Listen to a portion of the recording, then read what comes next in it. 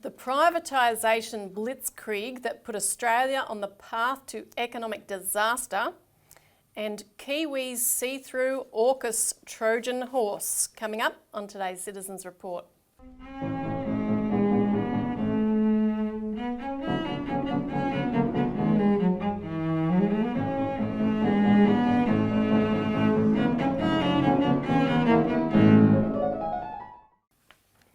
Welcome to the Citizens Report for the 25th of April 2024. I'm Elisa Barwick. Joining me today is Citizens Party Research Director Robert Barwick. Welcome. Thanks, Elisa. Anzac Day. It is. And on today's show, we're going to be talking about the war front, but also firstly, we will talk about the economic crisis Australia is in today, and we will show you the blueprint from whence that disaster came, namely the policy program of Jeff Kennett in Victoria, which laid the pathway for the rest of the country, and we'll show you who was behind that. And what a finely coordinated attack it was on our country. That's right. We're feeling the consequences to this day.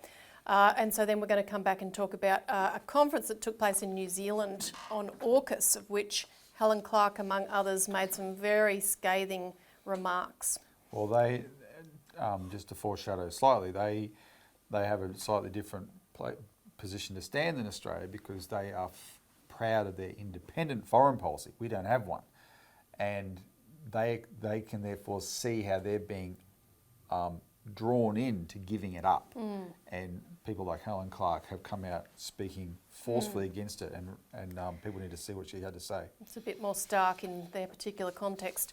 So, but we can learn from it. Now, do hit the like button, share this as widely as you can, make a comment below, participate in all of the campaigns that we're doing. You can see various links in the information box if you're watching this on YouTube. And if you're watching it on Channel 31, I know there's a few out there, do contact us for more information. You can subscribe to our Australian Alert Service. You can also donate, there's a link below for that, which is crucial. That's the only way that we can continue to fight these fights we're taking on, which are targeted strategic fights, such as the one, and you might want to say a few words about it, that you've been participating in for the last 13 months, and that is the campaign to stop bank branch closures. And you were in Bribie Island last week, which we did report on the show. But what are your reflections now that the consultation process has come to an end? And of course, on the 16th of May, the committee will be reporting, giving their recommendations for what should be done. Yeah, well, it's really good to participate in a process like this. You see it yourself. You can absorb all the witness testimony. I think Senate inquiries are the very best part of Australia's parliamentary system. And the proof of that is the fact that Peter Van Onselen, speaking on behalf of Corporate Australia, has come out attacking them on last week, attacking Senate inquiries, saying that they're just a corporate bashing campaign. Well, some corporations, namely banks and big retail duopolies, etc., need to be bashed. And as the crossbench in both the Senate and the House has grown, because think of it like this way: the two major parties, I can tell you what distinguishes them from the other parties is they are beholden to the vested interests, which are the corporations, right? And so they'll tell you what you want in opposition. When they get into government, they just give the corporations what they want. So because of that, the public's become increasingly disenchanted, and so the primary vote for the two major parties has dropped to record lows. That's allowed a larger and larger crossbench to enter into Parliament. The existence of the crossbench has allowed greater and greater transparency into the parliamentary processes in the form of Senate inquiries. And Peter Van Onselen's lost it in the Australian a couple of weeks ago. He says that parliamentary inquiries have become little more than a forum for fringe dwellers in the political system. Well, as I say, Elisa, because the Citizens Party, has always been called the word fringe has always been used about us. I don't have a fringe. I've sacrificed my fringe to this cause, and this our efforts are paying off, right? So anyway, back to this particular one. Here's the thing that has to be reflected in the final report of this bank branch closures inquiry, that the testimony from one end of Australia to the other was universal with local characteristics. That's the point. And that fact alone proves the banks are a pack of liars. I tweeted in the middle of the Bribey Island hearing, I did this tongue-in-cheek tweet, Mr. Chairman, I move we suspend this hearing straight away until such time that you can force Anna Bligh to come down here on behalf of the Banking Association and sit down and listen to this testimony. Yeah. Because they're not seeing the world in a different way. They don't have their own, it's not that they have their own perspective. They are liars. They do not care about the damage they are doing to these communities, but they've sold their agenda to the politicians by saying, oh, this is what the public want. No, the public had 13 opportunities to front up at hearings about this, and the public made it absolutely damn clear this is what they do not want. Now, will Matt Canavan's report reflect that truth? Because it can't do it in words, it has to do it in deeds. And the deeds are, at a minimum, some really tough actual regulations on the banks, really tough ones, and hopefully something really strong like a public bank, such as we're proposing as a postal bank, to actually give these big four banks their worst nightmare, a public competitor that'll force them to compete the way they've had to compete with Kiwi Bank in New Zealand. Anyway, so that's what we'll do. We'll keep on the subject, Elisa, but that's what it'll come down to. Yeah. Now, you've been stirring things up on another front this week as well, and that is in relation to something that deserved to be absolutely provoked, and that is an article that came out on the 20th of April by Alan Howe's Alan Howe, Assange's sordid tale of treachery. This was a absolutely disgusting piece of, if you could call it journalism. I think we should say Alan Howe's not a journalist. Well, I think we should read the opening here. This is what he wrote in the Australian on last Saturday. Now, remember, Julian Assange right now is at the most vulnerable point in his legal battles with the UK and the United States, right? So the United States has come back with these so-called guarantees that the UK courts wanted. So in a coordinated way, the Murdoch media, and this is one of them, this is the one I took exception to, other Murdoch outlets did the same thing. In a coordinated way, the Murdoch media came out and launched attacks on Julian Assange. Now, can I say the Wall Street Journal reporter in Russia, Gersevich, who has been held up as an example of Russia's lack of freedom for the media, is also a Murdoch guy. The Wall Street Journal is Murdoch. And in 2019, the Wall Street Journal wrote an editorial about Assange saying that because of the damage he's done to US interests, when he got pulled out of the Ecuadorian embassy, he's finally one step closer to facing accountability in US courts. That's what they said. So sorry, I don't care about Mr. Gersevich, because the organisation he works for does not believe in press freedom, does not believe in transparency, and the proof is what they're doing to Assange. But in this particular case, Alan Howe wrote, Julian Assange is a criminal, a fabulist and an undisciplined, arrogant, work-shy fraud who lacks an education while remaining a mannerless vulgarian. The WikiLeaks founder is no journalist. In Assange's fantasy world, he is a warrior for justice. The truth is his WikiLeaks was a Trojan horse for hate. Assange did not set out to reveal what he believed to be the immoral, corrupt manner in which our allies in the West seek security in a dangerous world. Let me repeat that. He did not set out to reveal what he believed to be the immoral, corrupt manner in which our allies in the West seek security in a dangerous world. That's Alan Howe's language for war crimes. He wanted to strafe the foundations of the complex, sensitive, diplomatic communications that help keep us a step ahead of our enemies.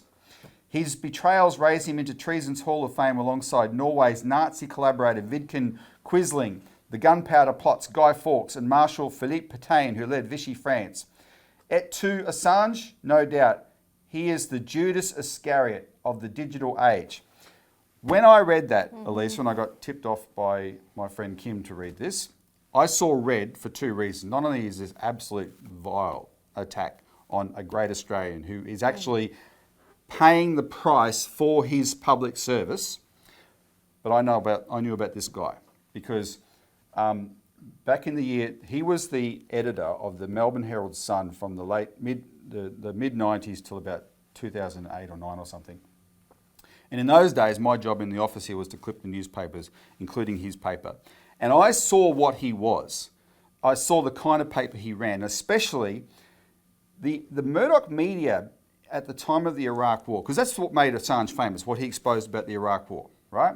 That's what really made him enemies. The Murdoch media at the time of the Iraq War, they didn't report on the Iraq War debate. They campaigned for the war. They're not a media organisation, they are an intelligence front. And this guy's Melbourne Herald Sun, people like him and his columnist Andrew Bolt, and they've never apologised to this day, they campaigned for the Iraq War. The blood of 1 million Iraqis is on their conscience, right? Now, he is living the life of luxury here in Victoria, right? While Assange literally hasn't seen freedom for 9 years or whatever it is and is literally rotted in Belmarsh prison for 5. And this guy thinks that he has the right to lick his boots, let alone write garbage like this. And he tries to make out how wonderful Belmarsh prison is too, by the way. One of the reasons, but he's actually written to Craig Isherwood and the chairman of our party, Anne Lawler, asking for me to be fired because I wrote this on Twitter because I had seen red. Now, disclaimer, I don't normally do this on Twitter, but when I know someone is irredeemably evil and they are perpetrating a great injustice, this is the sort of stuff that every now and then I will do. Nature throws up incredible mutations. In this instance, oozing pus from the anus of a badly infected warthog has combined with its foul diarrhoea to produce a particularly vile mutant organism known by the name Alan Howe. Bizarrely, it speaks in the Murdoch gutter media. And Mr. Howe took exception to that. If you think Robbie should be sacked, put a comment below. And he wrote to the person he thinks is my boss, and he is our boss, really, but he's a nicer guy than that. He's the most long-suffering boss in history, the way we treat him. But anyway, he thinks that I should be fired over that because that is sordid compared to what he did to Julian Assange. Yeah. But the real issue here is the agenda of the Murdoch media. They are not a media organisation. They are not about reporting the news. Murdoch, for his whole history, Rupert Murdoch was trained by the people who set up British intelligence in Britain themselves. They trained him. They trained his father, actually. Personally. Lord Northcliffe trained Murdoch's father, Keith Murdoch, and Lord Beaverbrook trained Rupert Murdoch. And he has run an intelligence front his whole life called News Corp, right? That's who this guy is. And when it matters, he makes sure the Anglo-American war machine get their wars, get their regime change, and keep us all stupefied into accepting this. Julian Assange came along and came up with a website that actually showed that these people are liars. It's not just that the government are liars, the media that covered for them all are liars. Yeah. That's why they hate him. That's why they despise him. And my message to Alan Howe is this. Crawl on your belly to the Middle East and ask forgiveness for the 1 million people who are dead for the war you campaigned for, and I may take down that tweet. But probably not.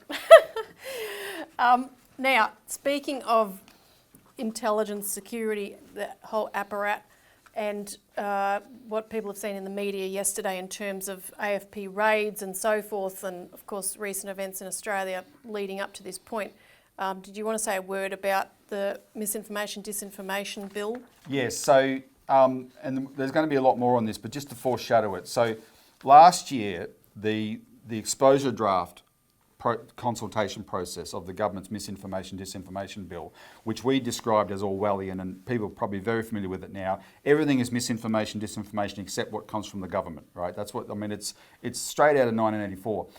This got such enormous blowback across the board. The Human Rights Council, everybody, Law Foundation, the government withdrew it and took it back to the drawing board. It's almost as if they've been sitting there waiting for a trigger to bring it back. And the trigger was the terrible stabbing of the Assyrian bishop in Sydney. Now, we have, one of our colleagues is an Assyrian, right? We have direct information about this kind of thing.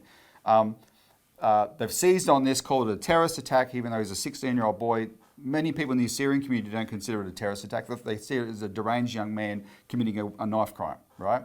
But they've held all this stuff ready to go and roll it out, right? And including misinformation, disinformation. And you can see the big public spat between, Albanese and Elon Musk and all that sort of stuff. A lot of which is for show, probably. The fact that they've seized on this to ram this bill again, right, is the way they usually do. They're always looking for a pretext. So we will go hard on it, and we'll provide the details, because they haven't put the bill into Parliament yet, but expect that pretty soon, I imagine, the way they're talking. And as usual, Peter Dutton has offered bipartisanship. And when they do that, that's where the evil really does lie. When the two major parties combine, that's when you're dealing with some nasty agendas. Yep, so we'll be talking more about this subject in the coming weeks. Now, you can hear Robbie talk more about these subjects Saturday night, 5 p.m. on TNT Internet Radio. Yeah, I'll be on the Jason Olborn show on, if you're familiar with TNT, Saturday night at 5 p.m. for an hour. Also, Lisa, the following Tuesday at 8 p.m, I'll be live on Martin North's live show, Digital Finance Analytics, or on the Walk the World channel. Look that up, Walk the World, Martin North, and I'll be live on that. And our final plug before we get into the first topic. We, the Citizens Party, have been holding forums around the country. We'll put a link below where you can find out how you can come along and participate. The upcoming ones in April, May, June are taking place in Victoria, New South Wales and Western Australia, so particularly if you're in those states, have a look. All right, the privatisation blitzkrieg that put Australia on the path to economic disaster. So, Well, can I say something before you do? You've done an enormous amount of work on this, so I think you need to do most of the talking. I just want to set the scene about we're dealing with, people need to appreciate how much we're dealing with the legacy of this today. Before Kennett and before, and Paul Keating actually federally had started privatising as well, but what Kennett did was such a specifically planned, coordinated thing, and it was such an enormous privatisation program. Australians didn't think in terms of privatising. Governments had assets. I'll give you one example. If governments own public housing, for instance, and if you needed more public housing, they built it. They didn't say, oh, we need to incentivise the private sector to do this. No, they just did it, and that's why we didn't have unaffordable housing for decades and decades and decades and decades. Whereas now we've become used to unaffordable housing. And the other one is, I'll just mention, is the banks. We don't have any public banks anymore because these bastards privatised them all. And that's why we have arrogant banks that think they can just rip the guts out of communities all around Australia. And they dismantled, Elisa, the way government, the very function of government, the competence of government. Yeah. Because suddenly, governments can't make decisions anymore. Let's get PwC, let's get,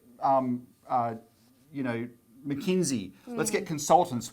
We'll sack 1,000 public servants who are costing us $1 million, and we're going to $1 million a week, and we're going to replace them with, we'll get these consultants. They're really smart people, and they're going to cost us $5 million a week, right?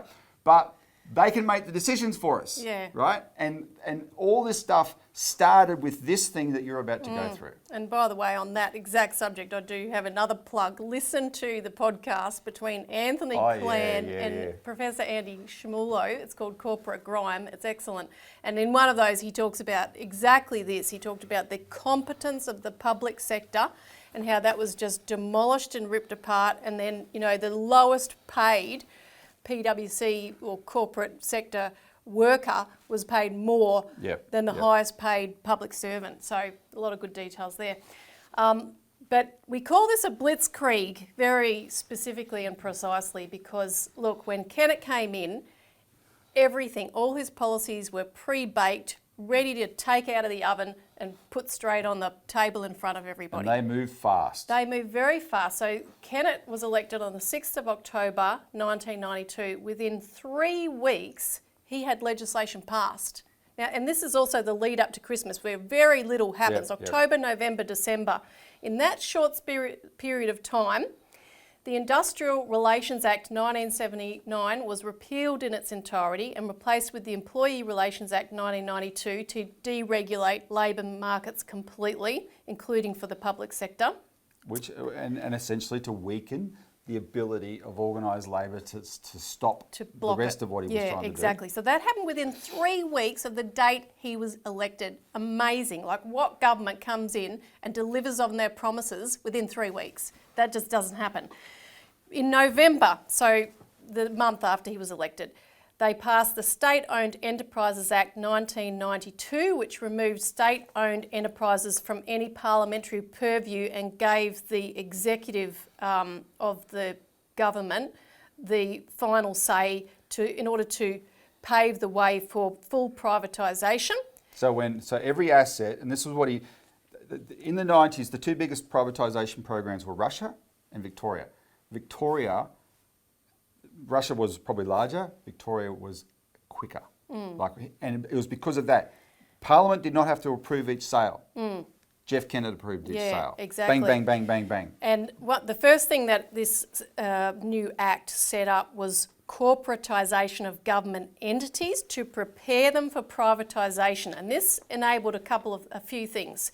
It allowed commercial in confidence clauses to be invoked, which allowed Kennett to keep the whole process secret. Nothing could be revealed because it was commercial in confidence, because these entities were corporatised. And Elisa, again, this is why we're focusing on this. This was the beginning of this commercial in confidence garbage, where now almost everything government does is kept secret because so much of what they do is public-private partnerships. They say, oh, that's commercial in confidence, that's commercial in confidence, you can't know. Now, it also allowed, this corporatisation, allowed removal of cross-subsidies within these agencies, which are also something that it comes up today in regard to Australia Post. You can't have cross-subsidisation. Well, I got another example I wanted to interrupt you with on that one as well. Okay, and the other thing is community service obligations, because community service obligations meaning they allowed them to remove those as well. They allowed them to remove those. They were blamed for inefficiencies because it is not necessarily profitable to provide services to people who are in regional areas or people who can't necessarily, because they might be disabled, they can't access things, or the poorer people who can't afford things, so you might have to subsidise them.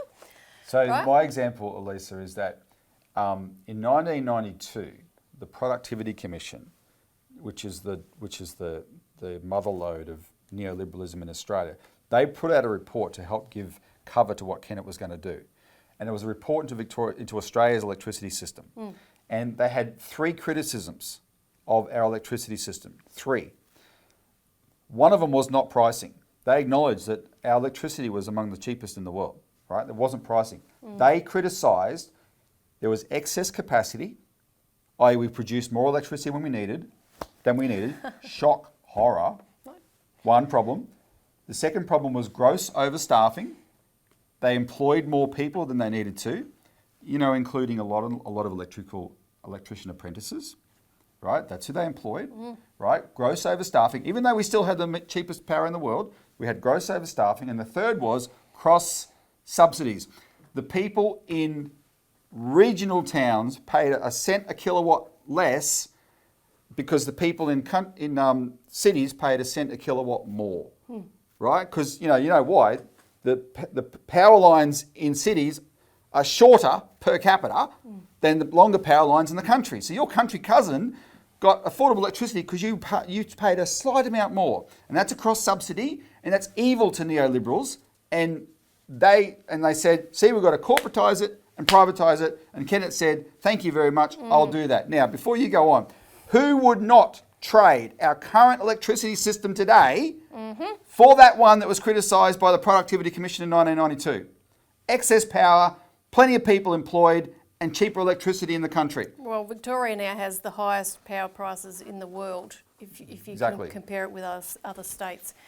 Now, in that, and I'll just add that all of those reforms were about making these agencies that they were going to privatise, making them, increasing their commercial viability, right? Yes, okay, yes. so keep that in mind.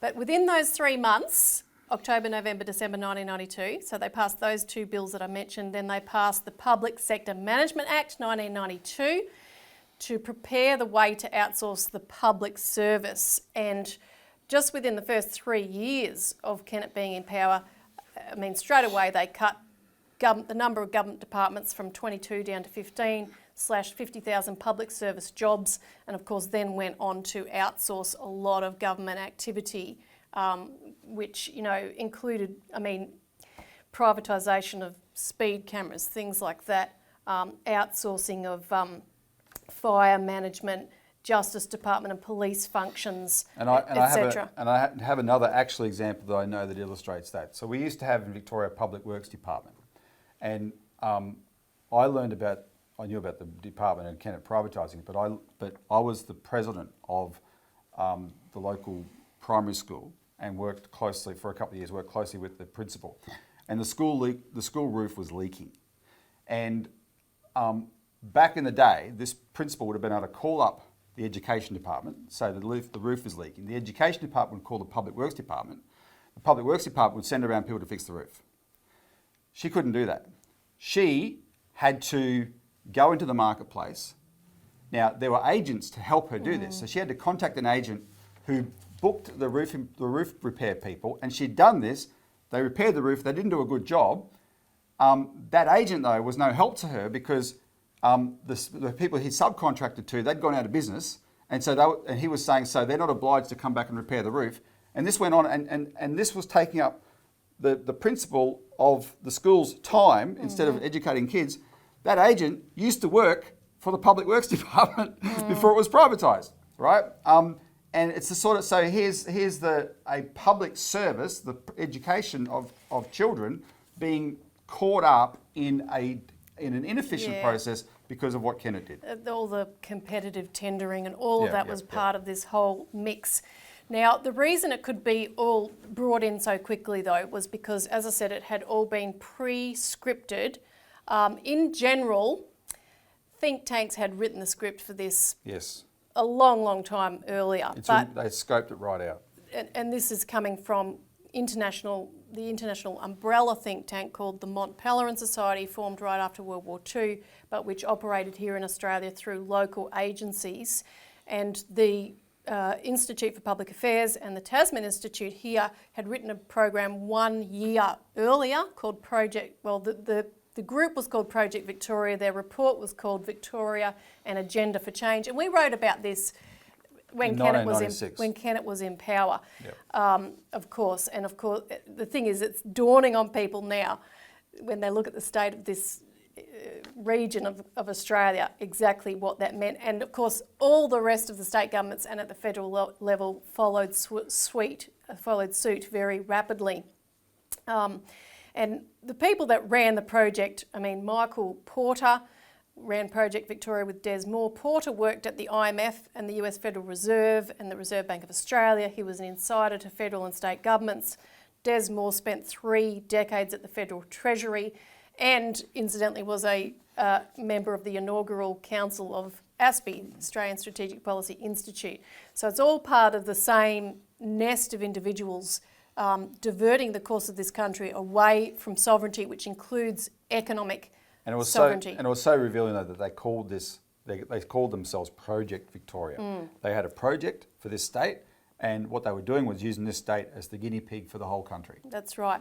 Now, a part of the speed, the speed with which this was done was possible because of the preparatory work that had gone on in terms of propaganda. You know, putting the word out that the Labor government that preceded Jeff Kennett had been responsible for this incredible explosion of debt, etc., and this was all propaganda in the media through all of our favourite journalists. We should look back and check what Alan Howe had to say. The Melbourne Herald. The Melbourne Herald was one of them. Murdoch then as well was the big one. Yeah, but so Kennett had 7 quote-unquote crisis budgets in his first 3.5 years. So they were able to do this because of that. The groundwork had been laid. One of the things that paved the pathway was an independent commission of audit. And I read a series of essays recently which sparked me off on doing this series, in which David Hayward, who's at RMIT University, wrote that this commission of audit, he said, was both partial, meaning of a party favour. It was biased. And highly inconsistent. It went to great lengths to estimate the value of state debt, but made only the most flimsy attempt to estimate the value of state assets. Debt had started rising in the last 3 years of the Labor government preceding Kennett because of an economic recession which followed the explosion of a financial asset bubble through the 1980s and of course erupted with the collapse of 1987 and sparking and leading into that 1990s recession, which was left out of the equation in all this propaganda.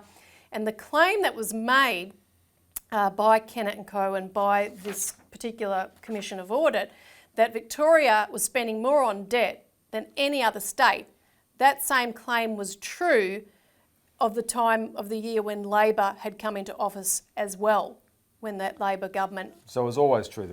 Under the previous Liberals, Victoria was also spending more on debt than any other state. That's right. So the way that it was played up made it out that this was a Labor problem. We'll show at this point. Let's watch this ad and you see the absolute beating of the drum that went on. This is actually a 1996 re-election campaign, but it was the same slogan and imagery that was used when Jeff Kennett got elected in 1992. It was a famous one. Remember the mess the Labor Party left behind? Remember Labor's pyramid scandal? Labor's transport chaos? Labor's sell-off of their own bank? Remember Labor's budget blowout that almost bankrupted Victoria? Same people, same policies, same guilty party. Authorised P. Bajoli, Liberal Party, Melbourne. Yeah, so they come up with this line, the guilty party, right? And they flogged it to death in 1992 and they rehashed it in 1996. Because by then, though, they were starting to become the guilty party because of what they were implementing so quickly with this Project Victoria agenda. Exactly. Now, so in addition to that, you had rating agencies weighing in, as they do today, saying, you know, government's got to get the debt under control. You had the private sector think tanks which put out these reports, including Project Victoria and others that were supposedly, you know, objective, unbiased reports, and of course they absolutely were not. The other thing that I want to mention, and I wrote a whole article on this section of it, is the role of the collapse of Tricontinental, which was this merchant, Australia's biggest and largest, or first and largest merchant banking operation, because this contributed a huge amount to the state debt, because the State Bank of Victoria, the State Savings Bank, took it over. And the reason for that was financial deregulation. So financial deregulation was being brought in at the federal level, opening the sluice gates for banks that would normally just take deposits, and including the State Bank of Victoria, to start doing much more complicated investment type activities and merchant banking activities. Now this had actually started in the 1970s under the Victorian Liberal government of Sir Rupert Hamer, and the act that governs the State Bank of Victoria was amended in the 1970s on a number of occasions to allow the State Bank to start to do things like engaging in the short-term money market, investing in bills of exchange, and expanding into merchant banking. And so in 1975, the State Bank made the mistake of buying a 25% share of Westralian, a Perth-based merchant bank, so that it could have someone with experience to launch its merchant banking operations. Unfortunately, that company went bad and merged with Tricontinental in 1978. And so the State Bank basically had an arrangement then, an ownership in Tricontinental, which it wasn't planning on. But then the following year in 1979, the Campbell inquiry started in Australia and the sluice gates were open, and Tricontinental started, it became the first big Australian player in the futures and derivatives markets, and its clientele was who? Alan Bond, Christopher Skase. This intersected the incredible flourishing of speculation throughout this country, which Corporate cowboys. by 1987, imploded on themselves. And at that point, the State Bank had actually been trying to offload Tricontinental for a while, but at that point it was forced to absorb Tricontinental and all of its speculative losses. And so the state of Victoria was absolutely in the you-know-what. And Elisa, why this is important is I've had politicians, even recently in federal parliament, argue with me, we can't go back to public banks. They were a disaster. Look at the Victorian State Bank. Look at the South Australian State Bank. Yep. Here were banks that had lasted 100 years, right? Perfectly fine. I think you've got some stuff on what it used to do. It was not that they existed as state banks. It's that they, in the mania about the rise of merchant banking starting in the late 70s, right, and the speculation, stupid politicians, starting with the Liberal Party actually, as you said, allowed these public institutions to be caught up in that. They were never there they should never have been allowed to compete with the private sector on that stuff. And what we're proposing, they never would be, right? Go back to doing the things that they used to do, which was incredibly valuable and made them incredibly safe. So the State Bank of Victoria, the State Savings Bank, was the biggest home lender in Victoria. But it didn't just lend the money for the loans, and I'm going to write more about this in the alert service next week because it's a fascinating story. They built the houses. I mean, the bankers didn't go out there and lay the bricks, but they had their own division that made sure it happened. Yeah, they got the contracts, they oversaw the contracts, they actually went on site and inspected the work, which was done according to legally fixed standards of construction. I mean, if only we had this today when you drive past a new house that's being built and look at the standards of them and how quickly they fall apart afterwards. And this became a brand of quality for construction. I can put up a little ad which I went looking on Trove for because I was reading a report of one of the former heads of the State Bank, or not the very head, but head of one of the home building departments, and he said it was a real badge of honour that when you put an ad to sell your home, you put in there built under bank supervision.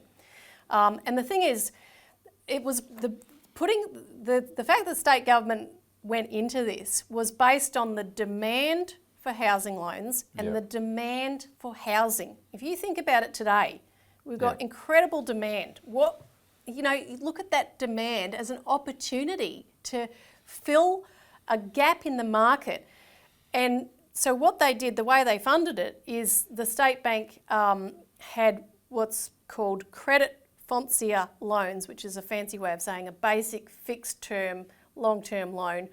But it was backed by the equivalent of state government bonds. So it was effectively government guaranteed. So they created credit because they're a bank, they can do that. Yeah. And they also put out loans from their savings bank department. But at that time, of course, the cost of the home was about 3 times the income of people. So if you think about that today, if we were to set up such a mechanism, and the number of houses they were able to build because they had standard models and you could choose from a certain number of models. They had all of the inputs and everything required streamlined to lay them out fast, and they did an excellent job. And all this is what we've lost, right? So we've focused on the Victorian part because we've talked about the Kennett project, because the Kennett project was the hardest, most ruthless, most rapid privatisation program in world history, what he did. Like I said, the only thing that was bigger than it was what happened in Russia, but that took over 10 years. This was done in 3 years or so. They used the excuse of debt. Actually, the only country who was sort of lagged behind was the Kiwis. They started their privatisation program first. Their Kennett, a guy named Roger Douglas, he actually admitted later on, he said that debt was just a pretext. It was never about paying off debt. Exactly, right? Same. So they used the excuse of debt. What they did is, Kennett claimed to have paid off the debt. What he actually did by selling, the biggest asset was the electricity system. He transferred Victoria's $30 billion of state debt onto these private companies that bought the electricity system. So they borrowed to buy the electricity system. So the $30 billion was on their books, and we, the Victorian electricity consumers, were paying in our electricity prices what those companies needed to make a profit and repay their debt. So Yeah. the people were still saddled with the debt, For sure. right? But the Victorian government wasn't. And you know? the government lost a revenue stream of $1.7 billion per year estimated Exactly. at that time. And these revenue streams are incredibly valuable. And so what Kennett sort of came through like a battering ram and did with this it's a blitzkrieg, a carefully coordinated, they planned it years in advance and they did it so quickly, then that normalised it for everybody else. Yeah, right? yeah. And there's been very few, Queensland still has state-owned electricity assets because by the time they got around to talking about it, the Queensland people were able to learn from what happened to Victoria and say, hell no, this ain't going to happen, Yep. right? And the whole country needs to learn from that. Yep. All right, now let's move on. Kiwis see through AUKUS Trojan horse. So there was an extraordinary event, Robbie, on the 18th of April held in the New Zealand Parliament in which former Prime Minister Helen Clark spoke. She was the star of the show in our opinion. But you had Bob Carr there from was there too, Australia yeah. who made a great contribution and others.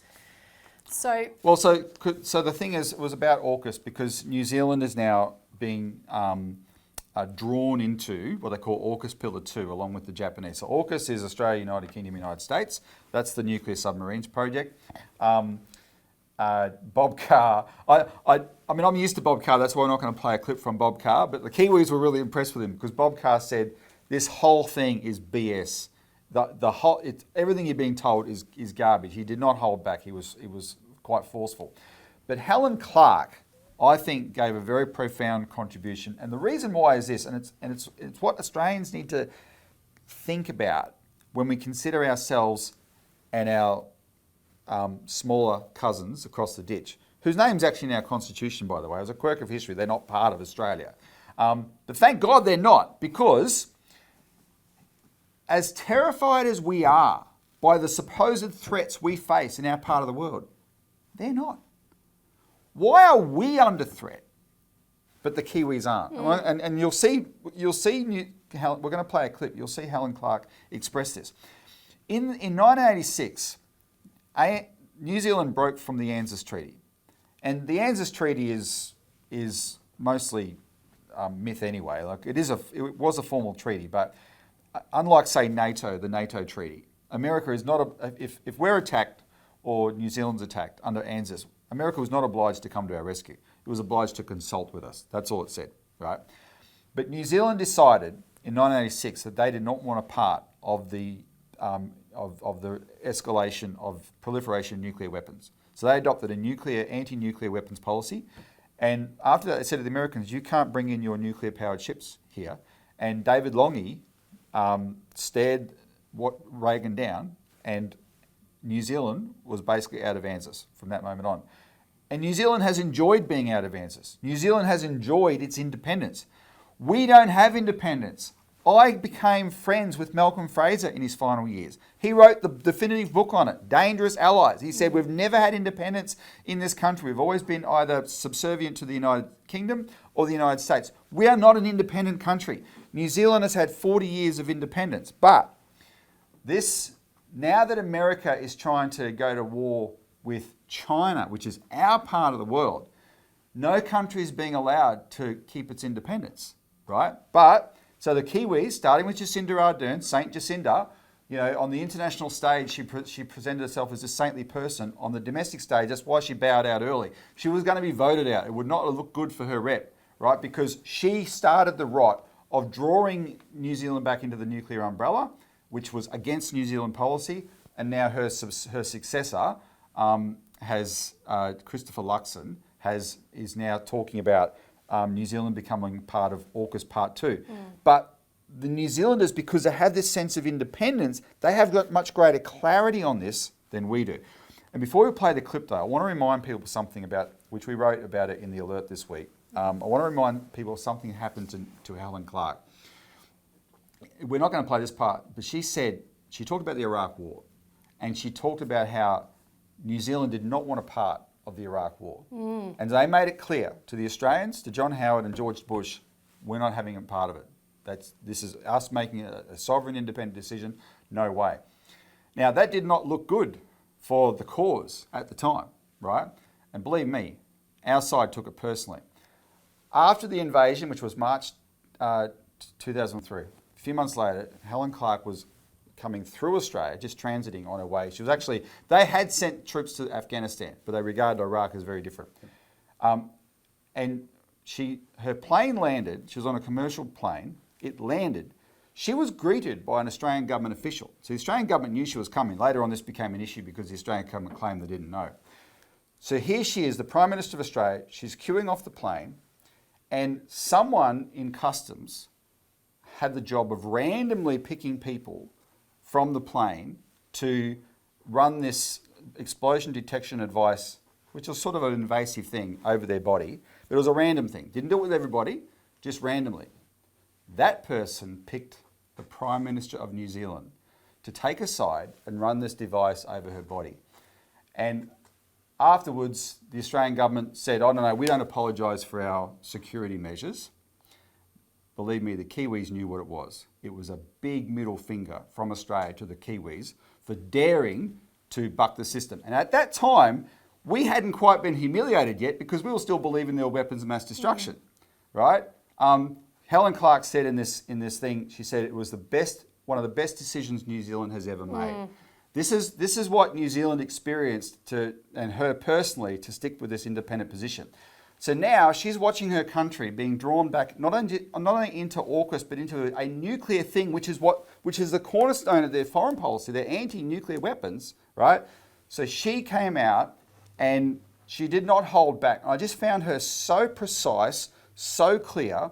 She even we're not playing this bit, but she even ridiculed the claim that the Chinese had hacked the New Zealand Parliament. Like, we hear this garbage all the time, and both sides of politics take this so seriously. The only political party that doesn't is us. We are laughing our heads off it all the time. It is made up garbage, people. Every time you hear it, laugh. It's garbage. Well, go and watch the speech yourself. We'll put it below. The New Zealand Prime Minister, her words were, it was gratuitous, right? Like, they're not idiots. They're thinking, cut that garbage out. Right? We're not falling for your rubbish. You create the threat that then, we're the big solution to, right? So the great clarity on that. But then she talked about the part we're going to play, and it's 5.5 minutes, but it's worth watching. She goes through, from the standpoint, they're clearly committed to an independent foreign policy, or they were, but then she describes what she calls slippage. So it's worth having a look. New Zealand hitherto has carefully balanced its positioning, making it clear always what its values and views are, and pursuing its economic interests. But as I said, there has been slippage. If I think back to my time as Prime Minister, we never conceded the existence of the Five Eyes Agreement. Well, fast forward to now, statements are put out on it by finance ministers. It seems to somehow define what we speak on and what we don't on so many occasions. That's a worry. Officialdom quickly embraced the Indo-Pacific phraseology.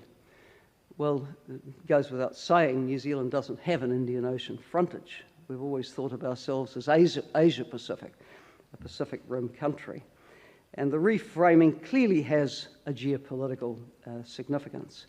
I am, by the way, all for building New Zealand bilateral ties with India, but it is surely not an either-or.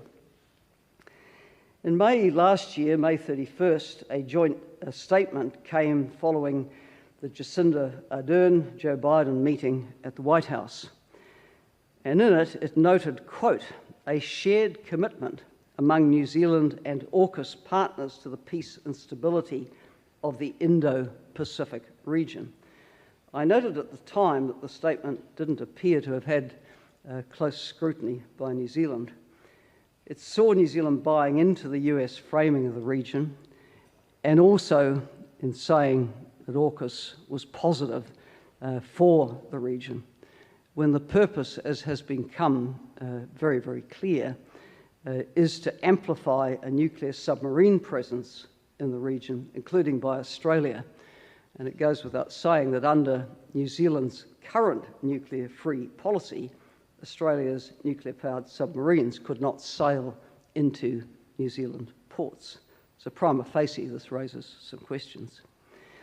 In August last year, the then government released defence policy and security strategy documents which named China as, quote, the major driver for the new era of strategic competition among states, end quote, and noted in a somewhat breathless fashion that China was growing and modernising its military and increasingly able to project military and paramilitary force beyond its immediate region. Hello, China is a major power in our region. The US is a major power in our region.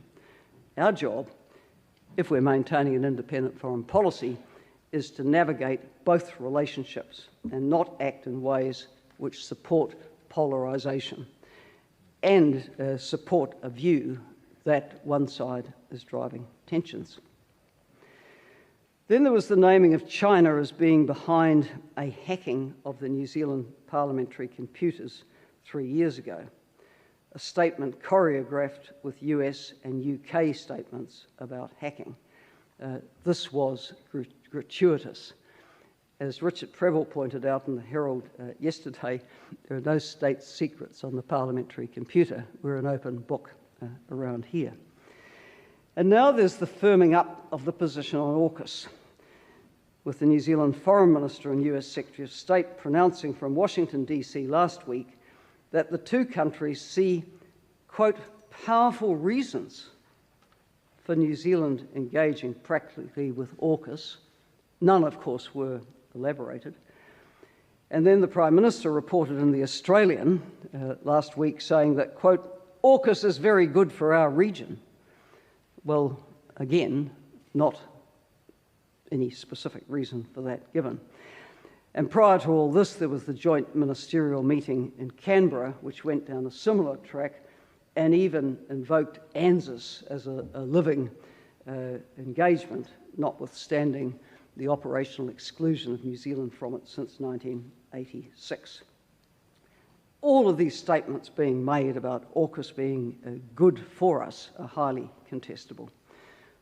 What is good about joining a ratcheting up of tensions in our region? Where is the military threat to New Zealand? What does AUKUS Pillar 2 actually offer New Zealand that it needs for its own defence? Do we really need access to quantum technology for military purposes, an offensive cyber weapons capacity, and hypersonic weapons? Might this just be a bit out of our league? Do we want to invest immensely more in defence to have such capacities? And if so, why? There is no doubt in my mind that if the drift we see in positioning continues, we will be positioned in a way we haven't been for some 4 decades, as a fully signed up partner to US strategies in the region. And from that, in my experience, would flow expectations about what is the appropriate level of defence expenditure for New Zealand, and expectations of New Zealand contributing to more and more military activities. So, Elisa, the other thing I liked about what she said is going after this term Indo-Pacific. I mean, this is what I loved about this speech. All the things, our party's actually published this relentlessly for 5 years. We've been taking all these claims, you know, cyber attacks. Yeah, prove it. And then the propaganda language, Indo-Pacific. Just, if you're old enough, just think. You didn't grow up hearing this term. You started hearing it 5 years ago because the Americans said, we're going to white out Asia. We're going to call it the Indo-Pacific now. And Helen Clark goes, what is this thing? Yeah. We don't front the Indian Ocean, right? Indo-Pacific as a region of the world is 2/3 of the damn globe. Yeah, and it is a globe, in case you don't know. 2/3 is Indo-Pacific. That's not a region. It's an American propaganda term. In fact, Richard Radin wrote a couple of years ago, a Nazi first invented it for their purposes back in the 30s. But anyway, put that aside. And so she took that to task as well, right? So in other words, this is why they see it's a Trojan horse, or people like her see it's a Trojan horse. And hopefully by her being so outspoken, the Kiwis, who are proud of their independence, who aren't cowering in fear about China, the Kiwis will see, oh, yeah, what are we being talked into doing here? And of course, the best part is those series of questions she asked. Where is the threat? And that's true for Australia as well. Where is, Paul Keating said this, we've been saying it all along. This is not 100 years ago. Where is this so-called threat? I grew up being told we're going to be invaded by Indonesia, right? My father grew up being told that the domino effect was going to come down if we didn't win the Vietnam War. And none of it was ever true. All these things were pretexts for war. And now here you've got, and again, we didn't play this bit, but Helen Clark was saying, look, there's various aspects to security. One of them is economic security. And she pointed out that China is their best customer. And when they lost their markets to the British, when the British joined the European Union, they had to find other markets. China is their best customer, like China is our best customer. And we're talking about our best customer as if it's a grave threat to us, right? And then as you see, she's saying, look, it's not up to us. Yes, China's a major power, the United States is a major power. Let's treat them equally. Let's not get drawn into this polarisation stuff, picking sides, etc. And Australia should have exactly the same view. Calm the hell down. But hopefully she'll be able to stop New Zealand making a mistake before it goes into this. We've already made a very expensive mistake. Can we stop it before, one, we bankrupt ourselves? Because forget our sovereignty, we've lost that. One, we bankrupt ourselves, and two, we destroy ourselves in a war of annihilation. That's the issue, and thank God, share this around. Let people see how the Kiwis see the world and say, why don't we see the world that way? Let's take a leaf out of their book on this one. So yeah, that's it for the show this week. You can find out more by contacting us to get the alert service, subscribing, donating. Thanks for tuning in. Thanks, Robbie. Thanks, Lisa. We'll see you again next week.